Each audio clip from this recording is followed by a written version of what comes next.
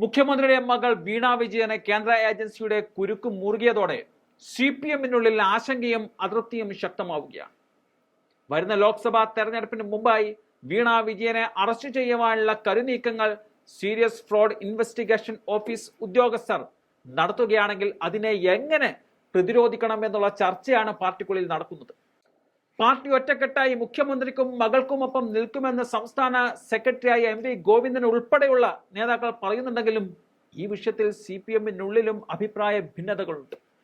നിയമസഭയിലും മാധ്യമങ്ങളിലും ഒരുപോലെ ചർച്ചയായ വിഷയത്തിൽ കരുതലോടെയുള്ള പ്രതികരണമാണ് CPM നേതാക്കൾ നടത്തുന്നത്. എന്നാൽ ഇത്തവണ മുഖ്യമന്ത്രി ഈ വിഷയത്തിൽ അതിശക്തമായ പ്രതികരണവുമായി നിയമസഭയ്ക്കുള്ളിൽ തന്റെ മകൾക്കെതിരെയുള്ള ആരോപണങ്ങൾക്ക് മറുപടി പറഞ്ഞുവെങ്കിലും യുക്തിസഹമല്ലെന്ന വിലയിരുത്തൽ ചില പാർട്ടി നേതാക്കൾക്കെങ്കിലുമുണ്ട്. ഭാര്യ സർവീസിൽ നിന്നും പിരിഞ്ഞപ്പോൾ ലഭിച്ച പെൻഷൻ തുകയിൽ നിന്നും ബാംഗ്ലൂരുവിൽ മകൾ ഒരു IT കമ്പനി തുടങ്ങിയെന്ന മുഖ്യമന്ത്രിയുടെ വിശദീകരണമാണ് ദുർബലമായി പോയത്. കോർപ്പറേറ്റ് മന്ത്രാലയത്തിന് കീഴിൽ പ്രവർത്തിക്കുന്ന SFIOയുടെ അന്വേഷണ സംഘത്തിന് മുന്നിൽ ഈ വാദങ്ങൾ വിലപ്പോവില്ല എന്നതാണ് പൊതുവെയുള്ള വിലയിരുത്തൽ.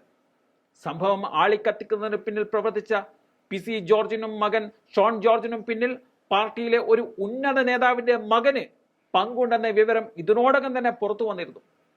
ഷോൺ ജോർജിന്റെ സഹപ്രവർത്തകനായ ബിനീഷ് കോടിയേരിക്കെതിരെയാണ് സംശയത്തിന്റെ മുൾമുന നീളുന്നത്. കൊച്ചിയിൽ ഒരേ ഓഫീസ് ഉപയോഗിക്കുന്ന ഹൈക്കോടതി അഭിഭാഷകരായ ഇരുവരും അടുത്ത സുഹൃത്തുക്കൾ കൂടിയാണ്. ഈ സാഹചര്യത്തിലാണ് ബിനീഷ് കോടിയേരി അറിഞ്ഞുകൊണ്ടാണോ ഷോൺ കേന്ദ്ര ഏജൻസി അന്വേഷണത്തിനായി ഹൈക്കോടതിയെ സമീപിച്ചതെന്ന ചോദ്യമാണ് വിവിധ കോണുകളിൽ നിന്നും ഉയരുന്നത്. വരുന്ന ലോക്സഭാ തെരഞ്ഞെടുപ്പിൽ രാഷ്ട്രീയ മുതലെടുപ്പ് നടത്താനാണ് മറ്റു സംസ്ഥാനങ്ങളിലേതുപോലെ കേരളത്തിലും BJP കേന്ദ്ര ഏജൻസിയെ ഇറക്കി സംസ്ഥാന മന്ത്രിമാരെയും മുഖ്യമന്ത്രിമാരെയും കുടുംബാംഗങ്ങളെയും വേട്ടയാടുന്നതെന്ന കച്ചിത്തുരുമ്പിൽ പിടിച്ചു കയറിയാണ് CPM മുന്നോട്ട് പോകുന്നത്. എന്നാൽ ഇതിന് പാർട്ടിക്കുള്ളിലും ഘടകകക്ഷികളിൽ നിന്നും വേണ്ടത്ര പിന്തുണ കിട്ടാത്തത് വരും ദിവസങ്ങളിൽ പ്രതിസന്ധി മൂർച്ഛിക്കാൻ സാധ്യതയുമുണ്ട്.